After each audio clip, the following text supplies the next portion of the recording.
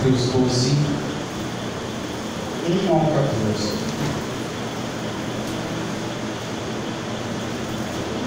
Notebook do prego. Esse notebook.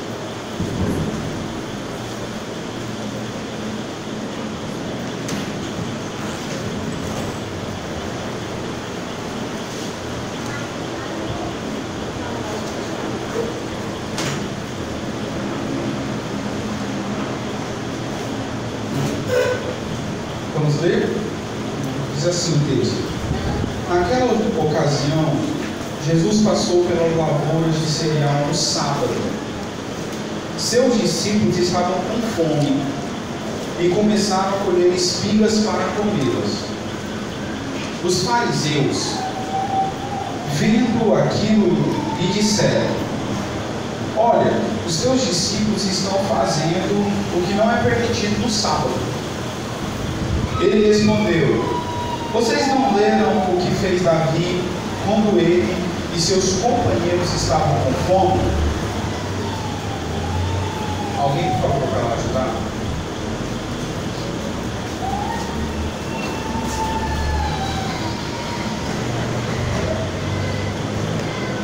Versículo 4. Ele entrou na casa de Deus e, junto com seus companheiros, comeu os pães da presença, o que não lhes era permitido fazer, mas apenas aos sacerdotes. Ou vocês não leram na lei que no sábado os sacerdotes no templo profanam esse dia e contudo ficam sem culpa? Eu lhes digo que aqui está o que é maior do que o templo. Se vocês soubessem o que significam essas palavras, desejo misericórdia e não sacrifícios, não teriam condenado inocentes. Versículo 8.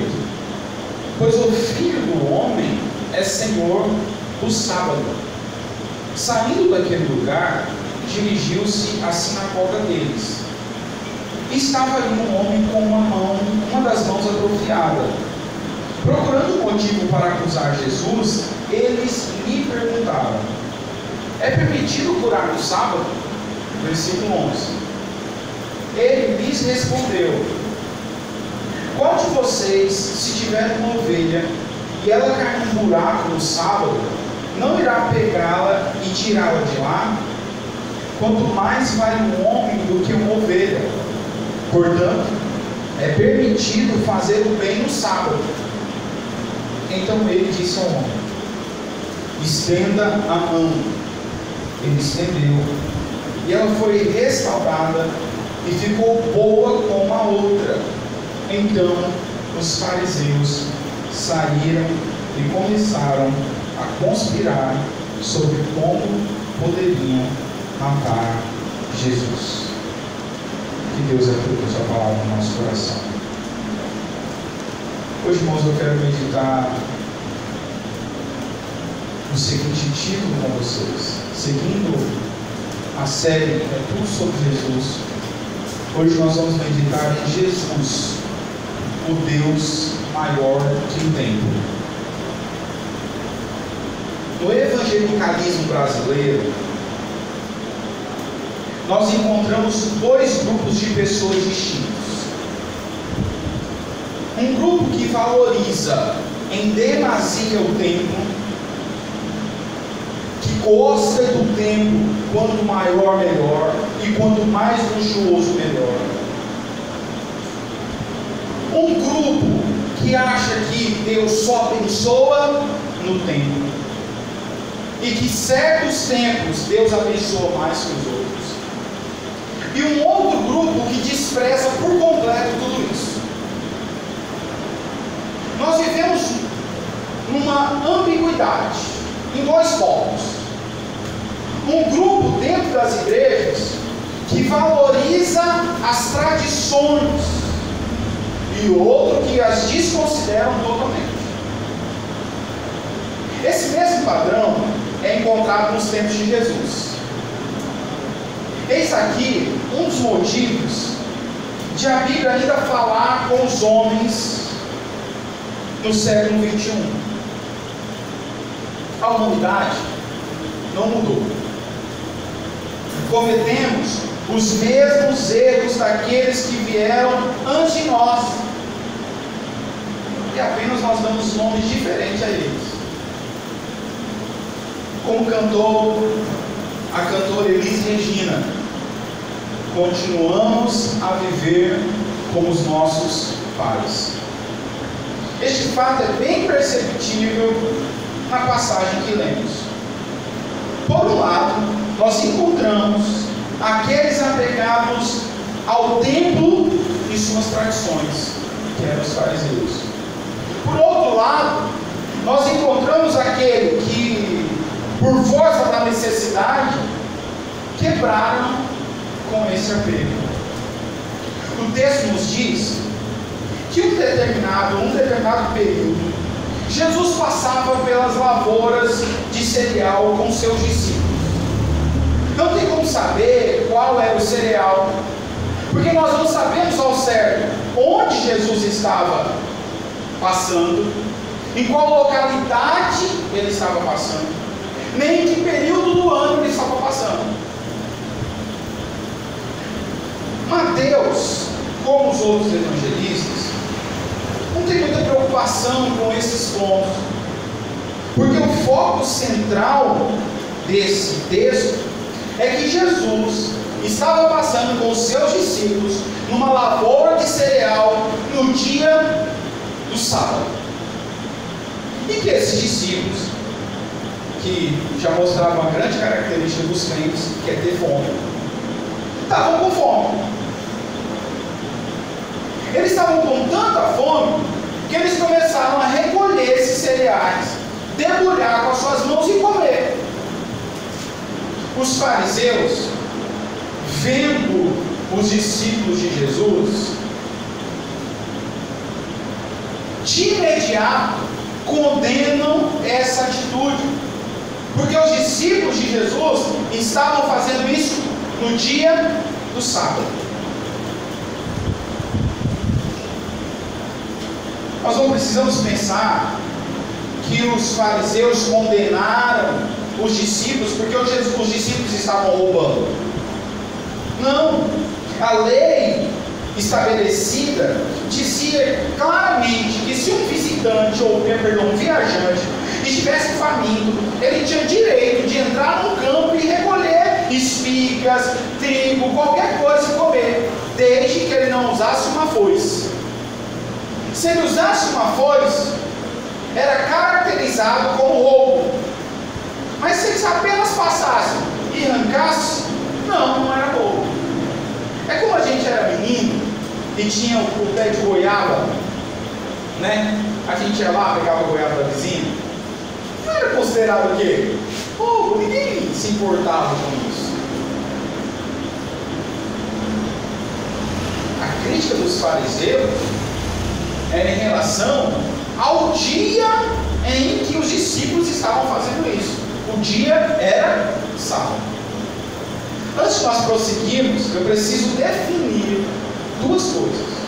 Primeiro, quem eram esse grupo de pessoas que recebiam o nome de fariseus? Os fariseus eram homens que faziam parte de uma ala radical dentro do judaísmo. Eles tinham como prática vestir-se de forma diferente. A roupa que eles vestiam era feita de maneira que as pessoas identificassem que eles eram fariseus. Eles também gostavam de ser vistos como mais santos. Por isso que eles oravam nas sinagogas, no templo e nas esquinas, de mãos para o alto, para que todo mundo olhasse para eles e dissesse: nossa, como eles são santos. Outra característica dos fariseus é que eles interpretavam as leis dadas por Deus, por meio de Moisés, da maneira que eles pensavam ser correta. Assim, eles colocavam um jugo, eles colocavam um fardo, um peso nas pessoas que eles mesmos não conseguiam cumprir.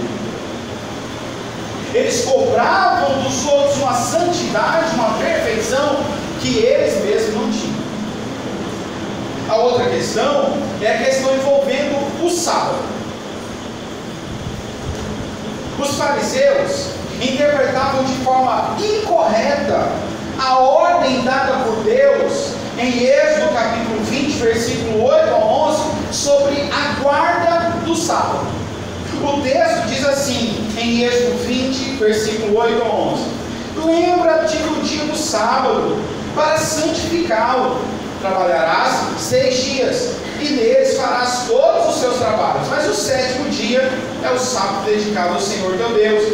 Nesse dia não farás trabalho algum, nem tu, nem teus filhos ou filhas, nem teus servos ou servas, nem teus animais, nem os estrangeiros que morarem em suas cidades, pois 6 dias o Senhor fez os céus e a terra, o mar e tudo que nele existe, mas no 7º dia ele descansou. Portanto, o Senhor abençoou o 7º dia e o santificou. A lei do sábado era algo muito complicado e cheio de detalhes. O mandamento proibia trabalhar no sábado, mas os que interpretavam a lei, os fariseus e escribas, não se sentiam satisfeitos nessa simples proibição. Eles queriam definir, por exemplo, o que era trabalho. Então alguém perguntava assim: bom, eu não posso trabalhar no sábado, mas o que é trabalho? O que é considerado trabalho? Por isso, eles estabeleceram 39 ações básicas que estavam proibidas no sábado. Imagina você lembrar dessas 39 proibições. Entre elas estava colher, debulhar e preparar uma comida. Por exemplo, no sábado era proibido levar uma carga. Mas alguém perguntava: qual é o tamanho da carga? O que é considerado essa carga que é pecaminosa? Aí vinha os fariseus e diziam assim: olha, uma carga que for mais pesada do que 2 passas de figo já é proibido. Imagina, irmãos, carregar algo, qualquer coisa é mais pesada que 2 passas de figo. Pega um figo, qualquer coisa é mais pesada que 2 figos. Então tudo se tornou pecado no sábado. Existia um grupo de judeus ortodoxos que ainda eram mais radicais do que os fariseus. Eles levavam isso ao pé da letra. Existe um livro deles chamado Livro dos Jubileus. No capítulo 50, ele dedica todo o capítulo 50 para trabalhar essa questão do sábado. E ele dizia o seguinte: se você tiver relação sexual com a sua mulher no sábado, você já pecou porque você trabalhou. Você não pode sair de viagem, e você não pode nem pensar em trabalho, porque se você pensar em trabalho, você já pecou. Se você também pensar em comprar, no sábado você falar assim: rapaz, amanhã eu vou ter que comprar arroz, você já tinha pecado também. Você não pode também tirar água do poço, você não pode levantar nenhum peso, nem fazer fogo você pode fazer. Qualquer um que fizesse alguma coisa desse tipo no sábado, quer seja viajar, arar o campo, fazer um trabalho em casa, qualquer um que golpeasse alguma coisa para matá-lo, qualquer um que pescasse ou que matasse um pássaro para comer, qualquer um que fizesse isso estava desobedecendo para eles a lei de Deus.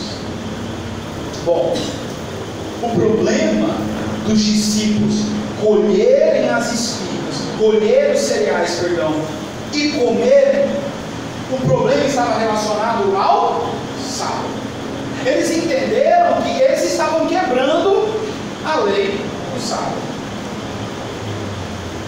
Aqui vale ressaltar uma coisa, irmãos. Os fariseus criticavam Jesus e os seus discípulos baseados no seu próprio preceito de santidade e não no preceito divino. E nós temos que tomar cuidado com isso, porque muitas vezes nós temos um preceito de santidade que não vem da Bíblia, vem de nós mesmos. Nós criamos esse preceito, ou nós ouvimos de alguém que nós nunca olhamos na Bíblia e a gente não sabe o que é santidade baseada na palavra. Os fariseus se achavam santos demais. E é por isso que eles ficavam de olho na vida alheia. E aqui vale ressaltar outro detalhe: tome cuidado com pessoas santas demais. Pessoas santas demais vão dar um problema. O pior tipo de crente que existe é o santo demais.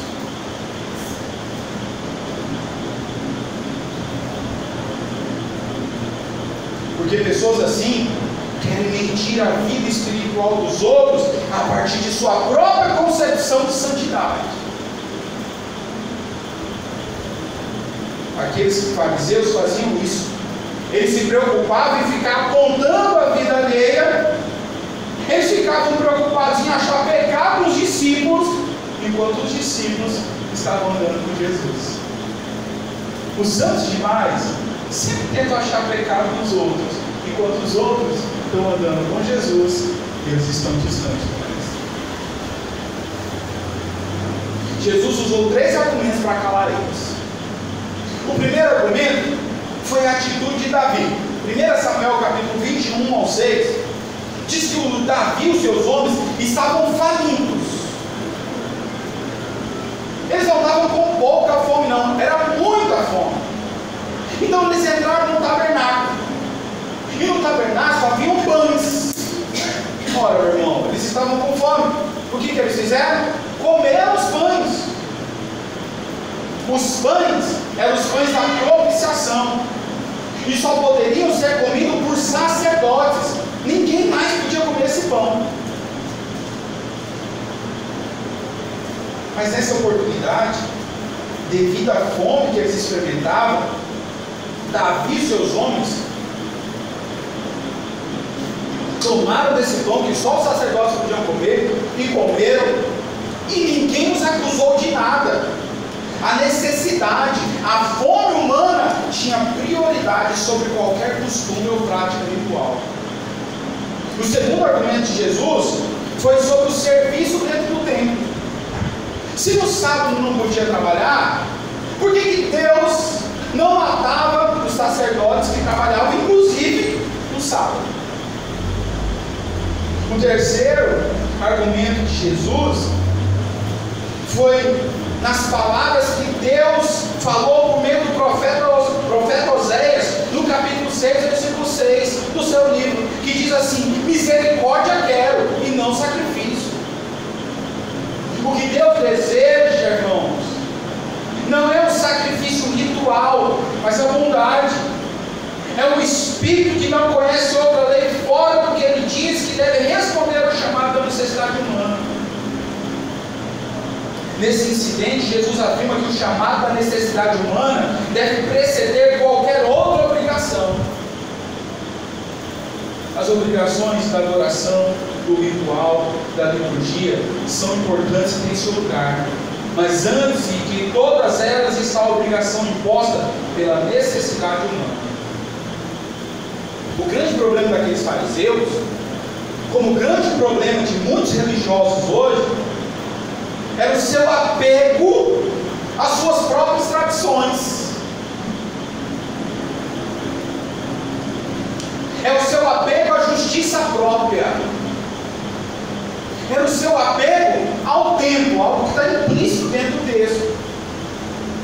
Visto que Jesus usa a expressão, está aqui quem é maior que o tempo.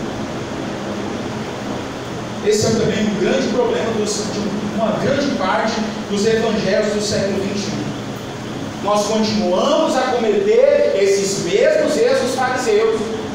Nós estamos apegados às tradições, nós estamos apegados à nossa justiça própria, nós estamos apegados ao nosso padrão de santidade. Nós estamos apegados a achar o erro na vida do outro e esquecemos de olhar para a nossa própria vida. Nós não aprendemos a lição de Jesus quando ele diz assim: antes de você tirar o cisco do olho do teu irmão, tira o galho que está dentro do teu olho. Em outras palavras, Jesus está falando assim: pare de se preocupar com a vida alheia e se preocupe com a sua, cuide da sua vida. Mas quem é santo demais, quem está apegado a muitas tradições, quem está apegado ao conjuntinho de regra, sempre fica caçando o pecado alheio. Desse relato que lemos, e da má interpretação dos fariseus, e de seu apego exagerado ao tempo e às tradições, nós podemos aprender algumas lições. E a primeira lição que nós podemos aprender é que Jesus é maior do que aqueles que constroem o templo. Jesus é maior do que aqueles que constroem o templo. Versículo 6 diz assim: eu lhes digo que aqui está o que é maior do que o templo. Nós temos o costume, irmãos, de criar ídolos. Como disse o velho teólogo, nosso coração é uma fábrica de ídolos. Nós criticamos tanto, irmãos, os que adoram imagens feitas por mãos humanas, mas nós vivemos repetindo esse erro, fazendo ídolos no nosso coração.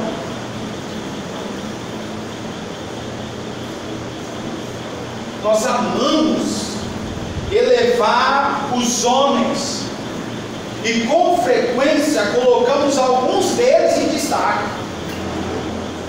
Exaltamos aqueles que constroem grandes templos e nós medimos a eficiência do ministério, e o pior, nós medimos a fidelidade do ministério dessas pessoas pelo tamanho do tempo que elas conseguem construir.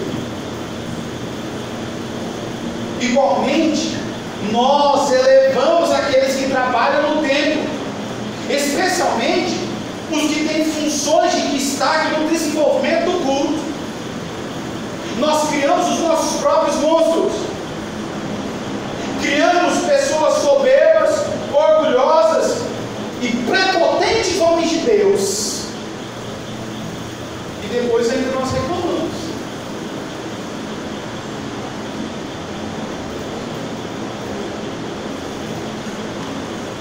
Nós exaltamos os homens, nós gostamos das hierarquias, e no fundo, irmãos, nós gostamos do destaque. Ora, quem não gosta de ser o centro das atenções? Quem não gosta de ter o seu serviço em destaque? Quem não gosta de ser elogiado pelo seu serviço? Quem não gosta de ter o seu serviço reconhecido? Nós fazemos, irmãos, coisas no nome de Deus, e até dizemos que foi para a glória dele, mas nós nos irritamos se o pastor e a comunidade não nos elogiam.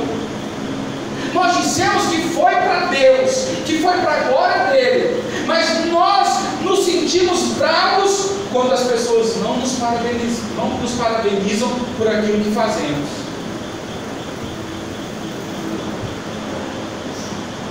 Deus, irmãos, não divide a glória dele com ninguém. Então nós tentamos roubar a glória dele. Somos ladrões da glória de Deus e nem percebemos isso. Nós criamos os ídolos, nós mesmos tornamos o nosso próprio ídolo, então nós roubamos a glória do Senhor. Como os fariseus, nós valorizamos o templo e aqueles que trabalham nele, e nos esquecemos de quem é maior do que esses dois juntos. Nós nos esquecemos de Jesus, o Deus maior que o templo. Nós nos lembramos das pessoas, nós lembramos dos grandes homens de Deus, nós nos lembramos dos grandes pastores e nos esquecemos de Jesus. É por isso, irmãos, que tem um monte de gente fracassada, amargurada e afastada dos caminhos do Senhor, porque colocaram os seus olhos nos homens e endeusaram os homens, e esses homens caíram e tropeçaram. Se essas mesmas pessoas tivessem fixado seus olhos em Cristo Jesus, elas não estariam amarguradas, elas não estariam frustradas e elas não estariam afastadas do Evangelho, porque Cristo Jesus é o mesmo ontem,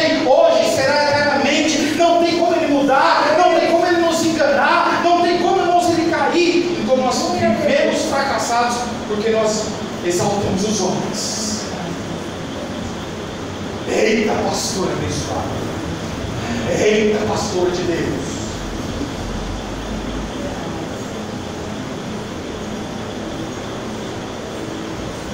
Nós nos esquecemos, irmãos, de que se alguém conseguiu fazer um templo para reunir aqueles que adoram a Deus, foi porque Deus deu condição para que isso ocorresse.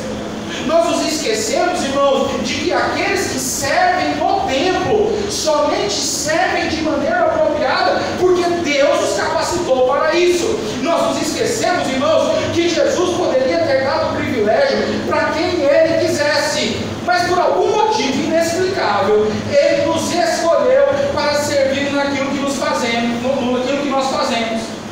Talvez, irmãos, Ele tenha me escolhido e tenha te escolhido para fazer alguma coisa porque nós somos os piores. Com frequência, nós achamos que Deus nos escolheu porque somos os melhores. Mas na verdade, talvez Deus nos escolheu porque nós somos os piores, os mais fracos e os mais incapacitados. Talvez Ele nos escolheu, irmãos, porque ao nos escolher, isso seria uma loucura para os homens. Sabe por que Deus nos escolheu, irmãos? Porque ao nos escolher, a glória tem que ser dada a Ele, porque nós não passamos de cego à esquerda. Se nós morremos, irmãos, nem de abuba a gente serve.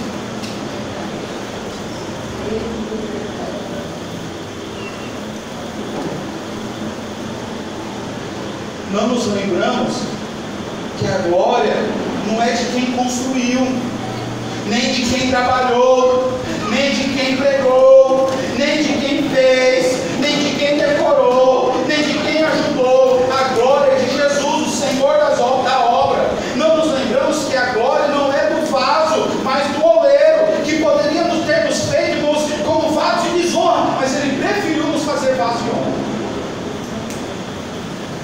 Com frequência,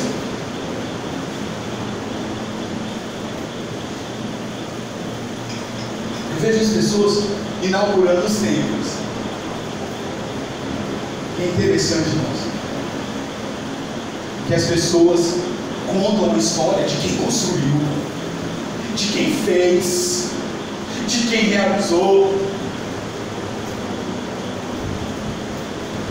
Nós nos esquecemos que a história não é a história do homem, é a história de Deus. É a história sobre a ação de Deus por meio dos homens.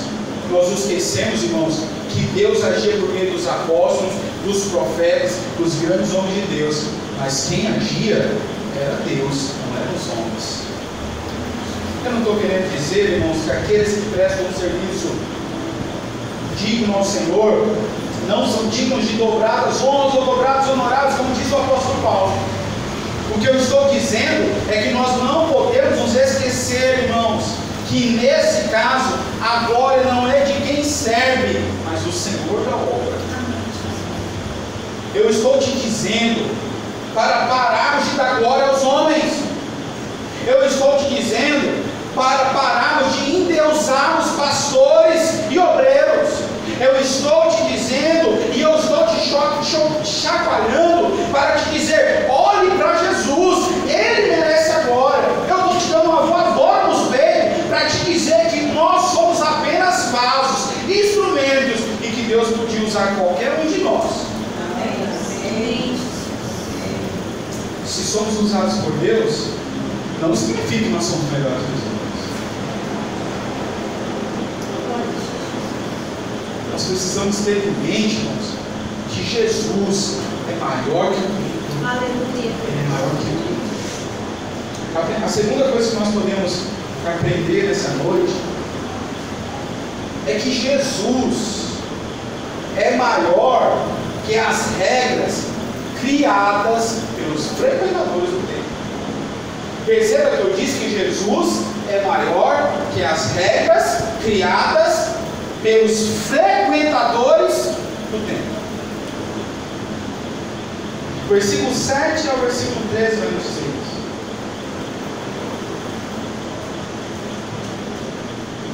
A grande preocupação dos fariseus eram as regras que eles mesmos haviam criado. O que deve estar bem claro em nossa mente nessa noite é que o padrão exigido pelos fariseus não era o mesmo padrão exigido por Deus. Isso não significa, irmãos, que o padrão dos fariseus era superior. Muito pelo contrário. O padrão deles era pior, pois além de serem meramente externos, não levavam em consideração o que Deus exigia de verdade. Nós temos que tomar cuidado com alguns padrões. Os evangélicos criam padrões para as pessoas que Deus não exige.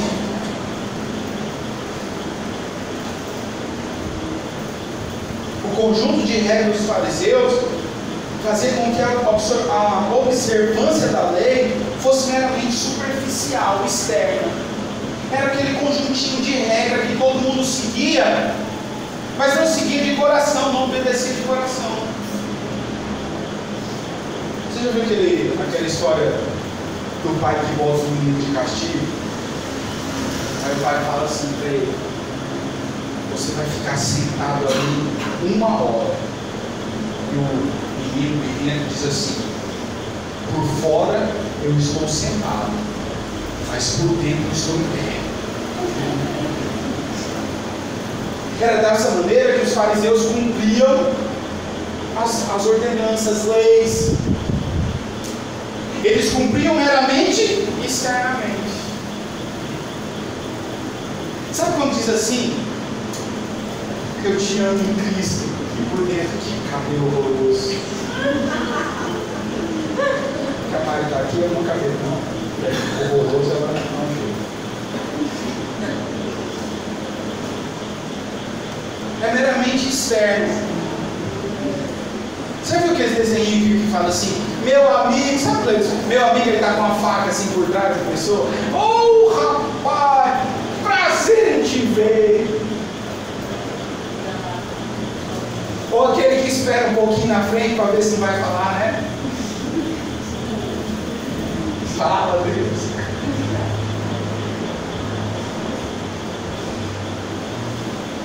Jesus apontou essa característica desses fariseus. Ele disse: vocês não entenderam o que o profeta disse, não. O profeta disse: desejo misericórdia. Deus, por meio do profeta, desejo misericórdia. Eu desejo obediência e não sacrifício. Os fariseus fizeram de suas regras e tradições algo mais importante do que as pessoas. Esse era precisamente o problema dos fariseus. Eles eram destituídos de compaixão. Por isso, a fome que afligiu os discípulos, em vez de acender compaixão no coração deles, acendeu o senso crítico deles. Os discípulos não estavam fazendo nada de errado. Você sabe, irmãos, qual que é uma das maiores dificuldades na evangelização? Você sabe, irmãos, qual é a maior dificuldade na lida pastoral, na conversão das pessoas? É o comportamento de alguns evangélicos que são semelhantes aos fariseus.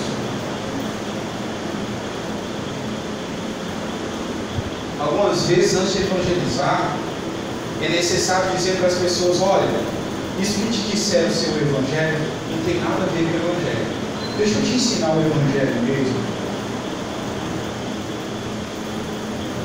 Eu não estou dizendo para você que tradições e regras, que também nós evangélicos possuímos, são de todo mundo. Não. Algumas delas são boas. Elas são boas porque fazem bem para o indivíduo, fazem bem para a comunidade. Um exemplo disso é a ficha de membro. Parece uma coisa boba. Mas ao preencher a ficha de membro, você está dizendo: eu faço parte dessa comunidade. E eu me responsabilizo junto com essa comunidade. E eu também me beneficio dessa comunidade. Porém, algumas tradições tradições e regras de conduta tornam-se ruins quando ofuscam a Cristo. Qualquer regra, irmãos, que ofusque a pessoa de Cristo, qualquer regra que segregue as pessoas, que façam grupos as pessoas as mais santas e as menos santas, qualquer regra que torne a espiritualidade das pessoas superficial, qualquer regra que não supra a real necessidade das pessoas, são regras ruins. Algumas comunidades possuem tantas regras extra-bíblicas que é mais fácil entrar no céu do que permanecer dentro do templo. Às vezes, irmãos, muitos de nós colocam fardos tão pesados sobre aqueles que nos servem que nós dificultamos a conversão deles.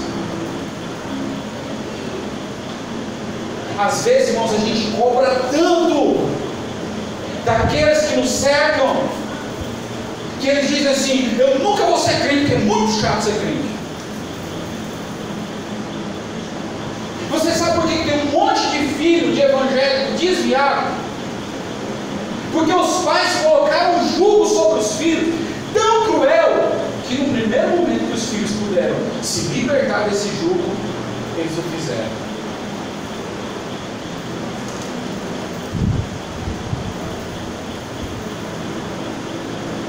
E olha, moço, que eu sou filho de pastor, a Thaís é filho de pastor, eu sei muito bem o que eu estou falando. Quantas esposas cobram tanto dos maridos, elas falam mais do inferno do que de Jesus, pai. Isso é para o inferno, olha, isso é para o inferno, olha, isso é para o inferno, olha, isso é para o inferno. Daqui um dia o marido vai olhar e falar assim: eu sei, eu vou para o inferno, mas você vai junto comigo. Você vai para o inferno, você está pecando, você é pecado, você está para o inferno. Fala do diabo 300 vezes, fala de Jesus uma vez. Nós colocamos um jugo sobre as pessoas que nós mesmos não conseguimos cumprir, irmãos. Nós colocamos um conjunto de regras sobre as pessoas que a gente mesmo não consegue cumprir. E a gente sufoca as pessoas. Em vez de nós atrairmos as pessoas para Cristo, as pessoas se afastam de Jesus. E no final das contas, elas não têm nenhum problema com Jesus. Elas têm problema com os filhos de Jesus.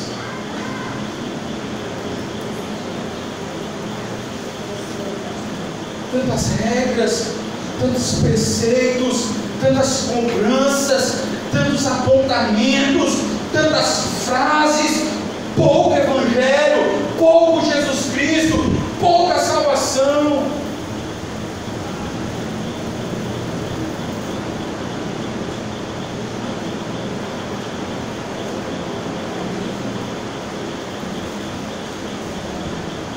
Quantas vezes, irmãos, Jesus se sentou com as pessoas e só conversou com as pessoas?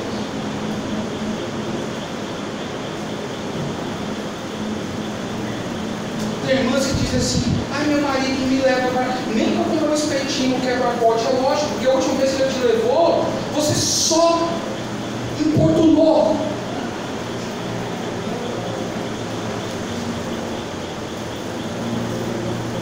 Enquanto Jesus iria no quebra-pote, sentaria no quebra-pote e conversaria. Mas o nosso padrão de santidade não permite a gente fazer isso.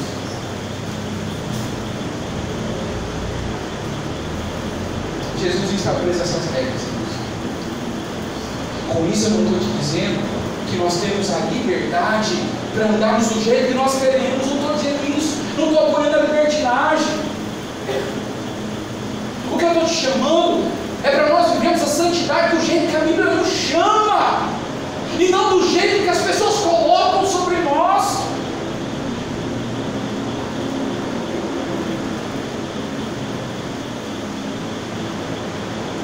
Você tem ideia, irmãos?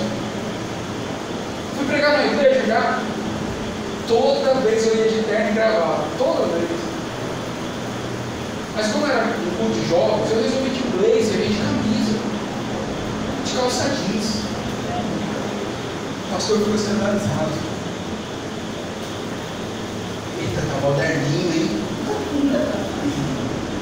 Eu fiquei pensando assim comigo, rapaz, ele nem ouviu o que eu preguei, o que eu vou pregar. Ele não sabe quantas horas eu fiquei estudando para pregar aqui. Ele está preocupado, não é com o que eu vou pregar. Ele está preocupado porque eu não estou de gravata. Jesus não está preso a essas normas, irmãos, a esses padrões, a esses parâmetros. Irmãos, eu tenho plena consciência. E não é porque eu pastorei essa comunidade, não. Mas eu tenho plena consciência, irmãos, que a gente tem caminhado aqui no equilíbrio. E quem dera, irmãos, a gente tivesse gente de tudo quanto é jeito aqui, diferente. Porque não tem um padrãozinho de crente. Tem uns que vem com camiseta do Popeye,